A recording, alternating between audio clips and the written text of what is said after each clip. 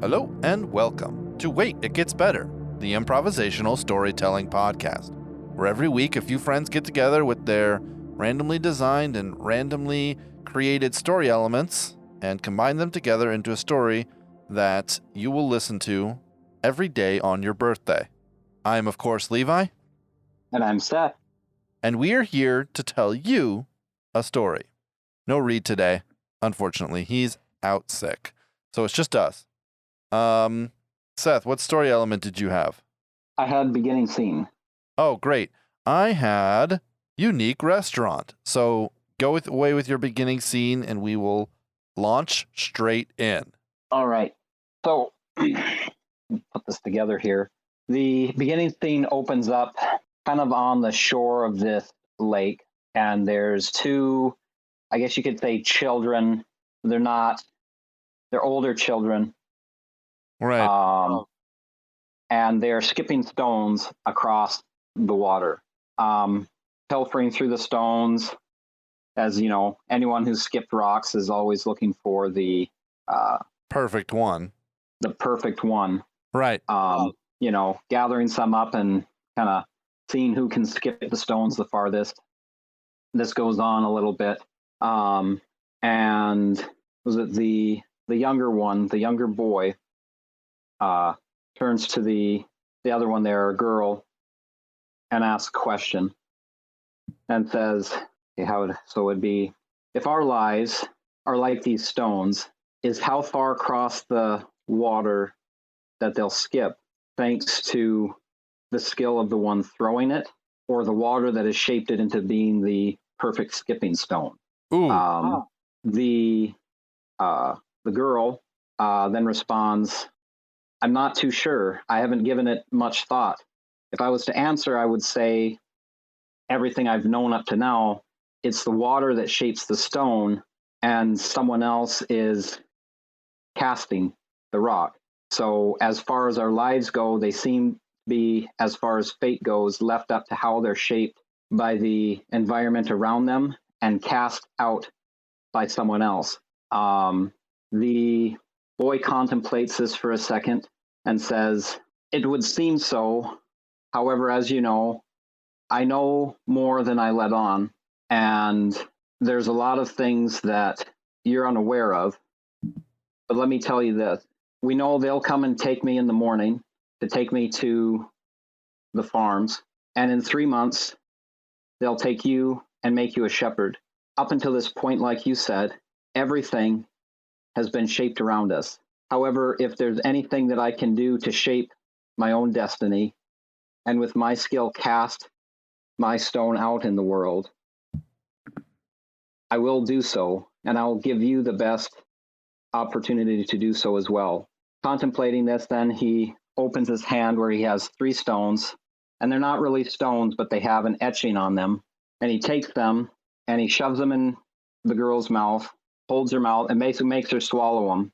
And then he tells her, the island just off the coast a ways, you can reach it. I've taught you to swim.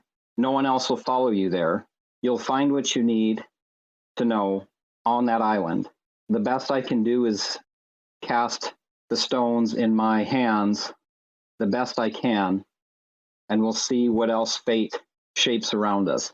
After swallowing them, the girl is stunned and taken aback a little bit as she all of a sudden starts seeing color. She never really realized it before, but realizing that now she can see things, maybe not that they were a complete gray tone, yeah, but more vivid and particular colors. Yeah.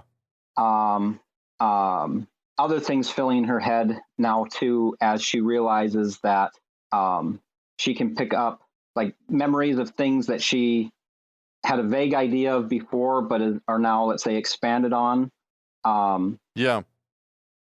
He then explains to her, I've taken away the inhibitor that disallows you to read and write and see in color. And like I said, you'll find whatever else you need on the island. No one will follow you because no one else will swim. Moving on from here, I hope that one day we'll be able to meet again. And hopefully what I've cast out with these stones have made that a possibility in the future. And with that, that kind of ends the opening scene. Okay, so first I thought it was going to be like two gods or two really powerful beings discussing, but now I see it's like a really powerful being maybe talking to the hero or something. Possibly. I have a few other ideas that go behind it. Yeah. If you want to give me some world building ideas, if you have some, I have a couple, and so we'll just kind of build it in. All right, so the basis behind this, I don't know if I got everything out. And again, like I always say, I need to be better at writing things down. So I do have names for them, and I just, in saying it, I didn't get out giving their names. The boy's name is SY413, and the girl's name is FSH198. They've grown up together. For all intents and purposes, the boy's name is Thigh or Cipher, and he calls the girl Fish. They live in the idea that I started formulating for this is that the world that they live in is there's like a broader world outside of this, but this is like I don't know if this would be a farm or like something where this is where where children are raised. Right. And then depending the abilities that they show, they are brought up at a certain age into the role or position that either has been laid out for them by their parents or by whatever the skill sets that they have shown growing up. And so the shepherds would be the almost like not like drones, but the people that are then raised up as basically the shepherds of the children. And I would say the idea behind that is that then these people really never leave here, and their entire life then is basically watching over, guiding, and shepherding, like almost like this large kind of area where the kids grow up. They have no other role in, let's say, society or life. They're picked again by different skills, and then kind of dampened where then again they don't really see color or vivid color. Yeah, and it's almost like a dog, where I think like dogs don't see color, or so they say. I think they're like colorblind, so they or colorblind only see some colors. Right, and so that the people that are set aside to be these shepherds are somehow hampered in their ability to do much more than their assigned role that's given them, that's basically just kind of watching over these like droves of kids, like they're herds of sheep. And that's kind of what that would be. So the island off the lake, so then as it would have referenced, like no one can swim. The boy obviously has learned to swim, and he's taught the girl how to swim. On the island is a library of like all kinds of like ancient knowledge, information on like all this stuff. It's either something where other people have hid it away there. Yeah.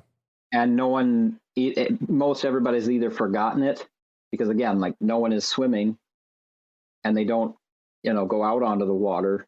Yeah. But he's, let's say, accessed it, and he's learned more than he's supposed to. And then knowing that then his friend's role is basically to be like you say, a shepherd drone that will then never leave this area or another area like this. Basically, the idea would be like a runestone kind of thing that took off the ward or something that was hampering the ability to really read or write or see vivid color. And he learned how to do this in those books that he read? That were in the library, yes. Yeah, for sure. So that's I guess a little bit of the other world building idea. So there could be an entire world, but the idea would be that in this other part of the world, like there wouldn't be children. Like adults go and live their life, and then just more adults just come in. Correct. Interesting. Could there be some ancient reason, like some disease that specifically targets children, and so they started to basically farm them off the main continents? I would say it would be or is it like a power and control thing? A power and control thing, where it's like imagine a world where it's like today with daycare. Oh, okay.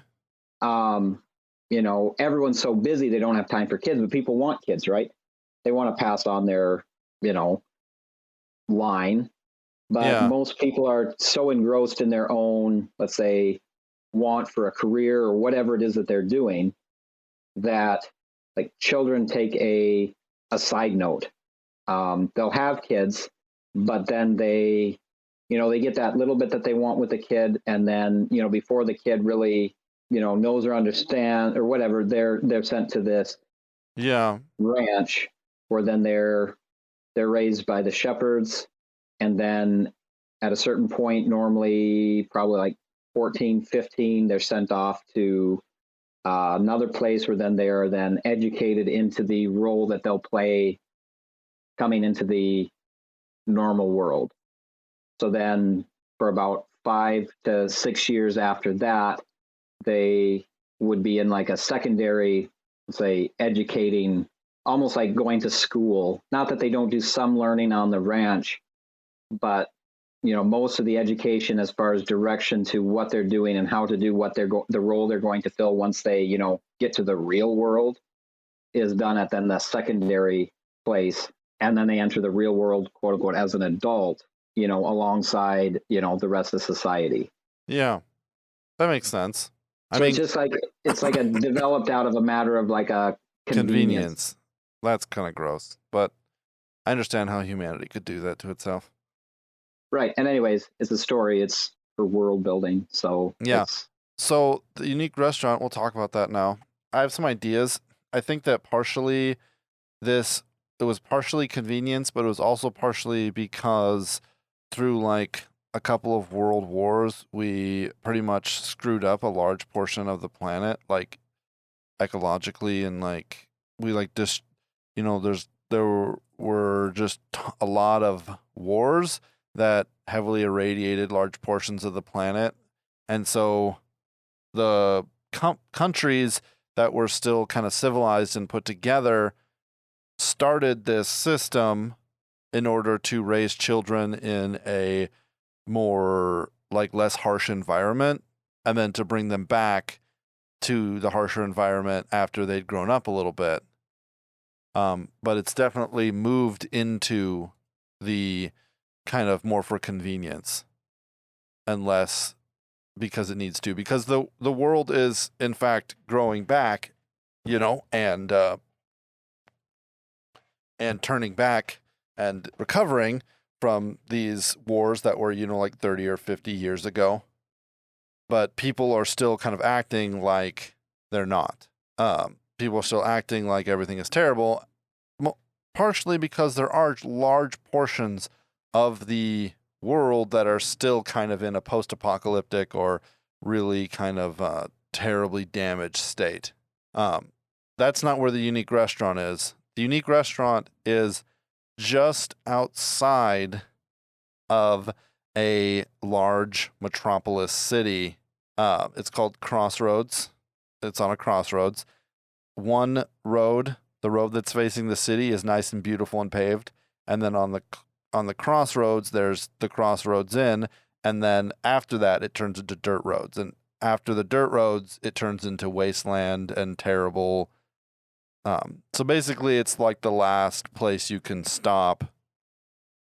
But it's just it's a normal sort of diner. The people who've owned it have owned it for as long as anyone can remember. And it's mostly really important and considered really powerful and considered like unique because it still has electricity and running water and access to the nets, but it's basically the farthest you can get away from society while still having access to all those things. So it is a regular stop for police, for spies, for people infiltrating the kind of the communities that live off in the wasteland. They act as kind of like a refugee center for anyone coming out of the wasteland who wants to enter into the large metropolis cities, you know? So it's kind of like a big thoroughfare. So it's a bit like a restaurant plus a general store plus a post office plus a gas station plus a lot of things. So it's kind of like a bigger complex. And hooligans, pirates, brigands, they aren't allowed in or near it. But anyone's allowed to it as long as they are peaceful, but it's kind of like a place that you can go to get information. There's always people hanging out there to sell information, to buy information, just because brigands aren't allowed doesn't mean brigands don't hide their weapons and sneak in anyways. So secret deals are made. No one really knows how much the owners are in on it, but the owners seem to just not know anything. But they have been in business for a long time, so who knows how much they are a part of it or not. But anyways, that's a unique restaurant. I have kind of the idea that the girl maybe ends up there, or there's some kind of conspiracy between people who live in the giant mega cities and people who live in the wastelands. Anyways, that's all I got. It's not super specific, but that's okay. I was kind of hoping to hear what Reed's was, but he's out today, so it's kind of maybe it's not as fruitful as it could be. Any interesting ideas? Yeah, I think from like the beginning scene, I'd like to think that most or whatever happens afterward takes like a fairly large time jump, and perhaps you find Fish working at this restaurant. Right. I kind of envision it as like a I don't know if you ever see I forget what Western it is, but there's like one of them where it's like the guy who runs the general store is also the barber, and he's also the sheriff, and he's the only like licensed lawman or something. So he's the judge too. Yeah. And so it's like so it's kind of like this hub where like he just about does everything, and he's like the man of many hats kind of idea. And exactly. It's like on one side he's got like a general store and supply company that supplies and outfits people going to go seek their fortune in the waste. And on the other side, it's like this refugee center for people escaping the waste. And then kind of a middle ground area where, it's the restaurant and the inn, where it's an establishment where, the well-to-dos or people seeking, information that's passing along all of this, kind of gather in the kind of this diner and other like maybe grounds that are here, as they kind of catch all the news or the information going back and forth from all the different directions. Yeah, that is kind of what I was thinking. Just like a giant complex that does like a lot of different things, all because it's like it's the only place, Like, of course, he also owns the only restaurant and the only gas station and the only place to like reliably connect to the nets, and because it's all right there, and he has to be his own law enforcement because he's 100 miles from the city. So I think maybe that might bring us on to the next. Yeah, I think without Reed's extra bit, I did have an idea where the boy told her that he taught her how to swim. Yeah. Right. And I like the idea that maybe that's not only literal, but there's like another thing with that as well. That like swimming doesn't only mean I taught her how to move through the water, but also means something else. Like maybe he encoded in her some way to access computers, like basically taught her how to like hack computers or how some access code. Because I think what another thing I was thinking of is that there, there's this huge thing and there's like no children, because everyone's like, we got to keep children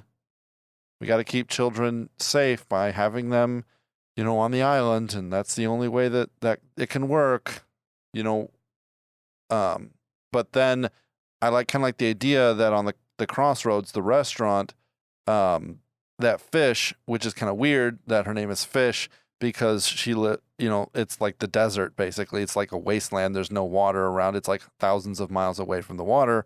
But she finds like, a shipment, a smuggling operation of like a bunch of children, and then there's some conspiracy with that, and it kind of like is what kind of pushes her over the edge, where the boy, yes, he taught her how to move through the water, but what he really did was he also encoded a bunch of information inside of her mind in order to help her sort of fight against whatever power they're fighting against, Okay, so maybe would it be? Have you ever seen Full Metal Panic? Yeah, absolutely. Okay, so there's several people in there that basically they're like a tech wizard, and I'm pretty sure that's not the only place something like this shows up, but that's what I'm familiar with. Where like either under certain matters of duress, like somehow their brain like accesses let's say higher information. Yeah. Yeah. Which then, let's say, through different spurts gives them the ability to do, let's say, higher math and tactician stuff, and like on a level beyond what they should be able to like compute on their own, or anyone would really be able to do. So it's like something like that you're talking about, or explain that again. So it would give, so if let's say something that he taught her, or maybe it was one of those stones that he gave her, would have opened up, not necessarily like full access to her brain, but if you said like the nets, so it would give her access to basically mentally swim the net. Yeah, that could be it. As far as information access, like, and through that, like, she doesn't need like passcodes. She just needs to exercise will. She just goes into it. Like, passwords don't mean anything. It's just numbers. So like she reads through the numbers into what's really there, and then reformulate, like, I don't know, and then can read through like something like that. Yeah, it could be. That's kind of what I was thinking. Either that, or there is some information that was given to her. Part of me was trying to figure out why they kept the children in the islands. And it might have quote unquote started because we were protecting them from the terrible realities, but I think that is just the reason that we were being told. So in the Dark Tower series, Stephen King's Dark Tower series, which you need to read, there are these people called breakers, right? They're like psychics who are being employed to help destroy the world. And they get like all of this, a really comfortable place to live, and like toys and food and whatever they want. But then they kind of work for them, it's kind of like scratching an itch. They're like all using their psychic energy together to kind of like bore into this thing. And it's like scratching an itch for all of them. And so some of them are super aware of what they're doing, but most of them aren't really aware of what they're doing. And I was thinking, what if they're harvesting something from the kids on this island in order to either support their, the enemy, to support their system, to support their their net, or to advance power, or to live forever, or to get, strange, vitality, whatever. And they take it from the kids, but it's not like it's something that they have to kill the kids or, harvest the kids or anything to do.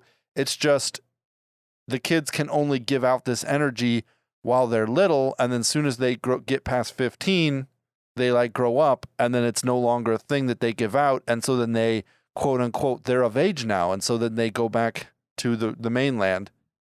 But really, it's that they're no longer feeding the power into wherever, Okay, so and that's where the shepherd system is built out of. And so with sheep, you shear sheep once a year, right?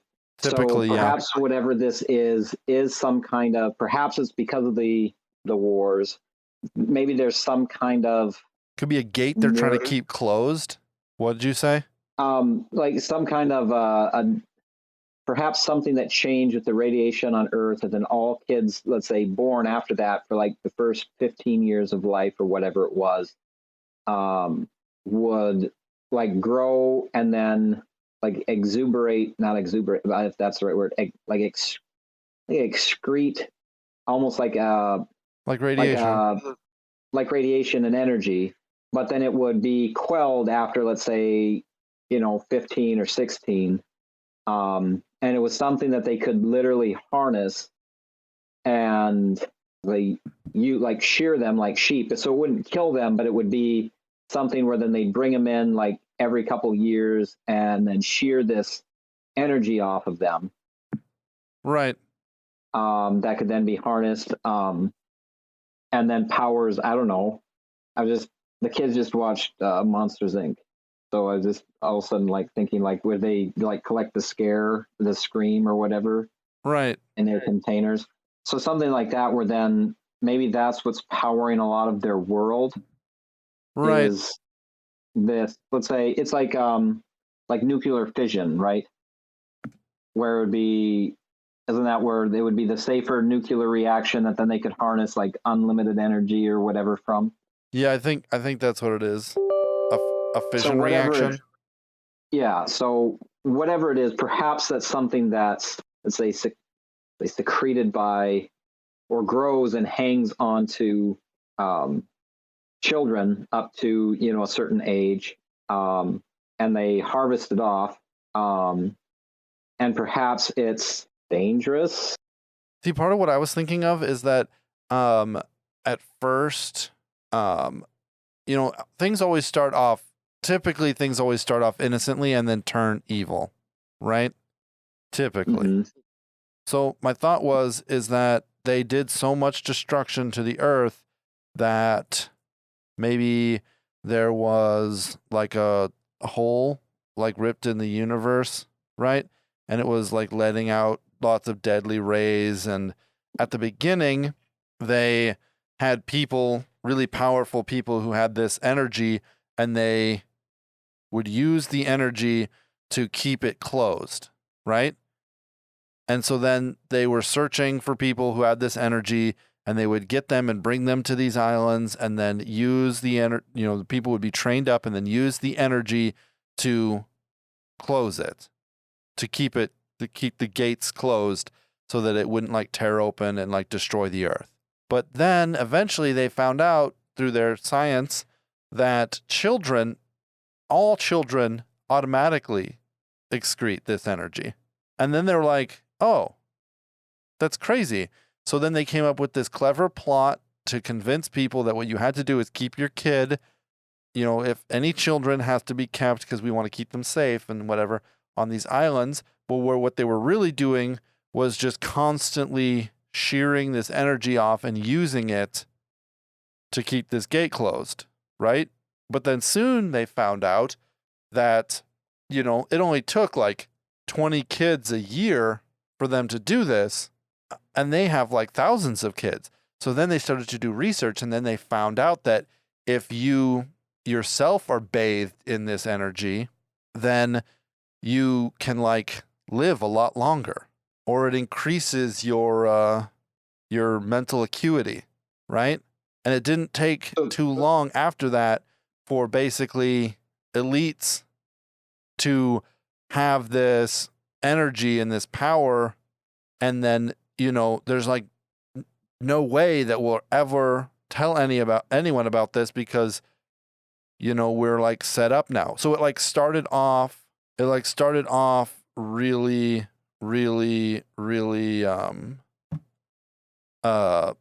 innocently and good, but not innocently, but it started off with a good intention, but then it turned into, people in power taking control of things, so the whole shepherd thing happens, the whole shearing thing happens, it's not necessary for them to do as much as they're doing.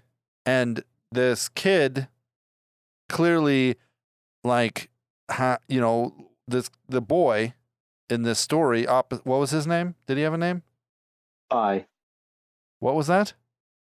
Fly. S-Y. Psy. S-Y. Oh, S-Y. Psy. So Psy kind of has learned this, and he is going to be sort of upgraded to a shepherd, so not sent back to the mainland, but upgraded to a shepherd, therefore having information about this, and he has decided to save Fish, right? Fish was the one that was going to be made a shepherd. Oh, Fish was the one that was going to be made a shepherd. So correct. He was the one who was going to be harvested. Not because he wasn't going to be harvested. Or basically up. So basically, in any idea of this, Sty would be someone that, obviously is destined for great things. Even though he knows more than they know he knows. Yeah. He shows high potential, almost like an Ender's Game, where they take the best and brightest and they move them on to a special school. And basically he knew he'd be destined to be placed into the elites of the world. I would say obviously he doesn't like that, and whatever he knows, he kind of plans to either mole it out from the inside. Yeah. But obviously whatever his intelligence and his abilities are going to place him in, the best schools and, on the fast track to somewhere great in life. Right. Whereas then she was going to be made a shepherd, which basically would be like being exiled to these islands as a fairly low worker bee. Yeah, kind of a glorified nanny. Babysitter. Yeah. Yeah, exactly. And so his best, let's say, bet of getting his friend off is, let's say, getting her to that other island where the library is, and hopefully whatever information is there, which I think obviously is, helped her, let's say, escape, where now she is employed at, do you have a name for the restaurant? The CrossRoads. Figuring that will be one of the best places to find any information on where Sai is, or possibly find him again. Right. And so I think what kind of happens is because I'm pretty sure that Fish is the hero at this point, where she sort of starts to be the hero. She's been kind of like a person on the outside for these however many 3 or 4 or 5 years since escaping. And at first we don't really know everything that happened. And I imagine there could be kind of flashback like things that would kind of fill people in as to some of the information, why she has extra information, you know what I mean? But she finds a bunch of these kids, and her beginning training that she was going through to become a shepherd allows her to kind of sense their kind of power level, and so she kind of opens this hidden compartment, and there's a bunch of kids ranging from 3 to 10 years old. Some of them are sleeping, the older ones are awake, they're not tied up and gagged, but they're not they're locked in, and she kind of in a moment just runs her hand like faces her hand towards them and just moves them over and realizes that all of them are like really powerful, like more powerful than anything she's ever felt, you know? And they're being smuggled into the waste? I don't know. I was thinking maybe they're being smuggled into the waste, or maybe they're being smuggled into the city. It depends on which way we want to go. You know, we could go where she has to enter into the city and everything's really technology and weird, or we can go, she has to go into the waste and it's more of a, you know, wilderness kind of tribal system, you know. I'm just trying, I think that what I want to be the end result, and so you can help me decide how we get here, is that before the wars, everyone exuded this energy all the time. It was kind of like a personal electricity, and all of society had kind of built up machines that would use this energy, you know? And then after the wars, there was mutations and stuff because of radiation and just because of general destitution, and people stopped being able to channel this, and now it's only children who can channel it. Sense. And so someone has pieces of technology, you know, whether it's in the waste or whether it's in the mega cities, someone has a great piece of war technology, you know, or a great piece of whatever, and they're trying to basically get enough. So it could be that they're good and they're trying to save children, but they're also morally gray, so they're trying to use the kids as well. You know, it's like, we're going to save these kids, but we're also going to use this crazy power they have to kill the bad guys. And it's like, okay, that's kind of morally gray. You know, you're going to still use the kids, but you're going to do it on the pretext of saving them. And then the other option is that they're evil and they're going to use the kids to turn on this machine, and, you know, they don't care. They'll kill the kids afterwards. It doesn't matter to them, you know? So it depends.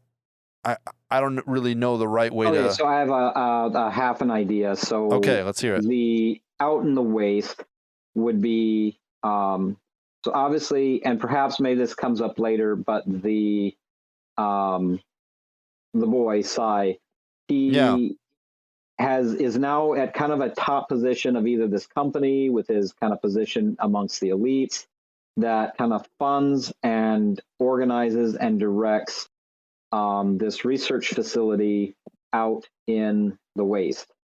And maybe there's a couple of them out there. And so maybe there's 2 or 3 that are employing some of these same things, but in different ways. Or perhaps it strays or becomes different later on. And at these facilities, they're trying to, let's say, dabble in using the, let's say, power that these kids have to almost like re-terraform the waste.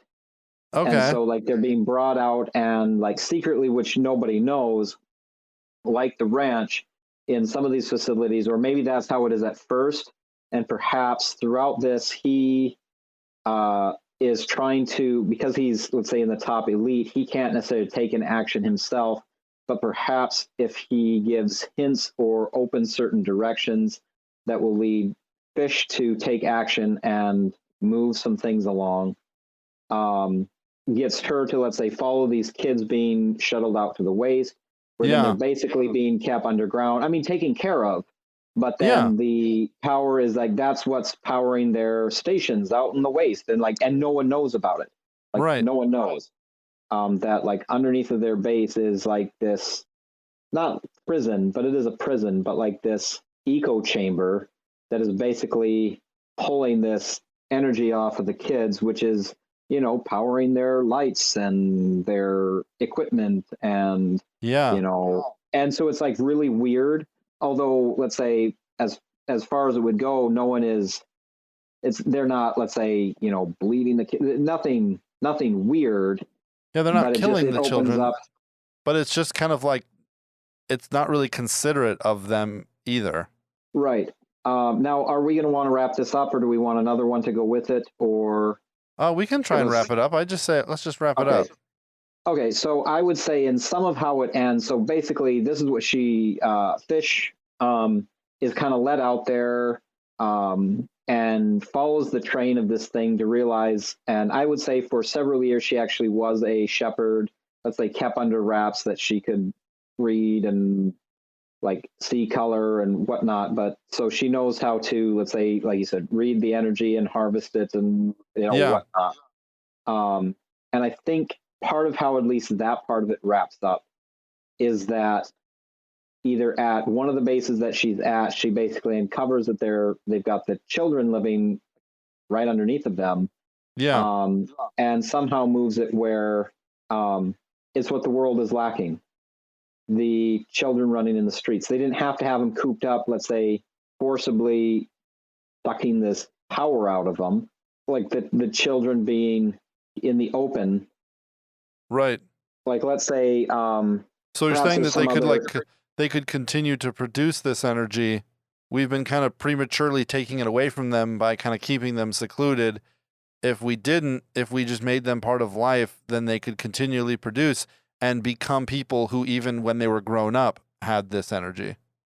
Well, that too, but also it would then directly affect the environment. So instead of having to like shear them like sheep, like imagine, okay, so let's take like the sheep idea. So it's like, imagine if you found out that if you just like, let's say, let sheep go, they would run around and provide like pre-made wool, like fabric and like already pre-done, and like you didn't have to shear them, and they just like it just fell off into like a wool coat. Right. Exactly. Yeah. And then you would see that and you'd be like, what? Like, I thought we had to shear it and then spin it into wool and then, put it in a loom and, or knit it together and do all this extra work.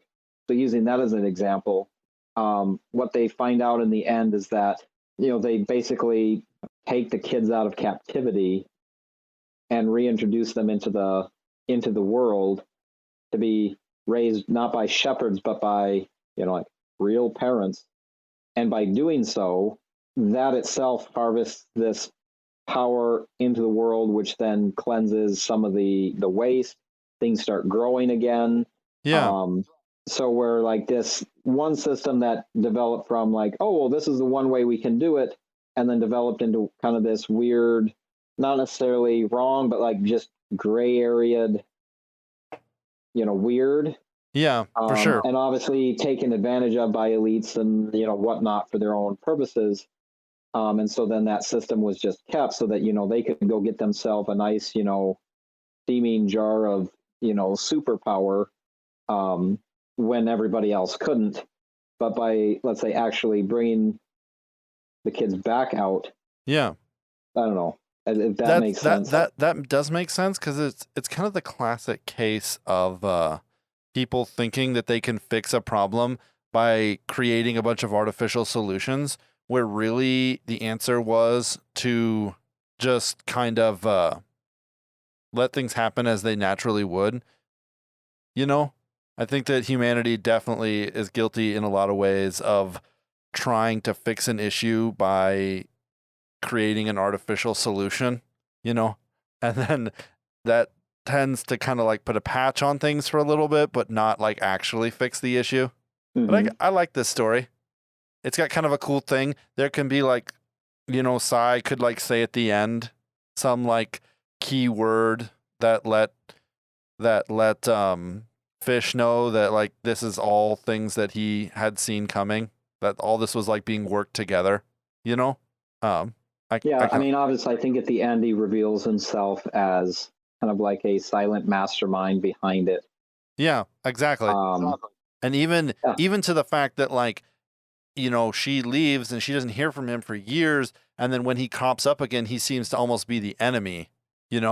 Possibly, I would say through a lot of it, he, his character, perhaps she meets him, could look like this guy that's smuggling these kids out here, or is writing all these things that allows like certain things to happen, but like on the backstroke of things is leaving her, let's say, the hints or clues to exactly unravel and put things, bring things out to the open, because whatever position he's in like would cause, let's say, an uproar and an upset in a bad way if he said or did anything directly. Yeah, But absolutely. by slowly shaping with his skill these stones in his arsenal, Yeah. be cast out and Yeah. function and do what needed to be done. Ladies and gentlemen, thank you so much for joining us for this episode of Waititgetsbetter. If you like this episode, please let me know by adding me on Twitter at @GetsBetterCast or sending me an email at waititgetsbettercast@gmail.com. If you like this episode, please tell your friends. If you like this episode, please listen to our other episodes. If you like this episode, I would say just wait, because it gets better.